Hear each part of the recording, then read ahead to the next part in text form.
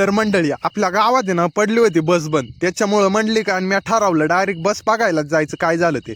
आणि ना आम्ही ना डायरेक्ट पब्लिक मध्ये डायरेक्ट कॅमेरा पुढं बोललेलो आहे बघा, एकदा पाच तुम्ही पण. तिथं असा विषय झालेला आहे मित्रांनो, एसटी पाडलेली बंद पाडलेली एसटी आता. आणि याच्यातली सगळे जे बस मधले जे माणसं आहे का ते गेलेले हॉटेल बिटेल मध्ये.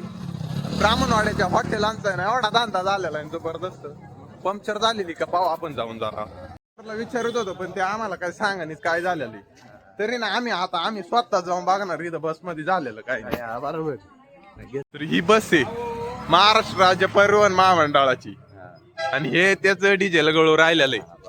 आणि अशी सोय इथं प्रवाशांची अशी सोय मस्त. बस मापात टाइम बंद पडती. कोणाला कुठं जायचं असेल तर प्रवाशांनी करायचं काय नेमकी काय करायचं प्रवाशांनी काय करायचं आता शासनाला कळायला पाहिजे ना.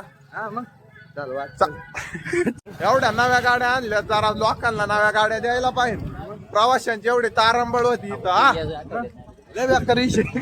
दुसरी बस आलेली इथं आता डायरेक्ट प्रवाशांना न्यायला. आणि ती तब्बल 2 ते 3 तास झालं इथं बस उभी होती. ती ना आताची बस आलेली एवढ्या टाइम 4 तास झालेली 4 तास. हा हे पहा प्रेक्षक इथं कसे बघू राहिलेले, हे काय हसू राहिलेले पण काय कळलं. तर मंडळी हा आपला पहिलाच व्हिडिओ बघा, एवढ्या लोकांमध्ये ना मी पहिल्यांदा कॅमेरा पुढे बोललेलो. तर मंडळी या व्हिडिओ मध्ये कंडक्टरला आणि ड्रायव्हरला बिलकुल दुखावण्याचा उद्देश नाही बघा आपला.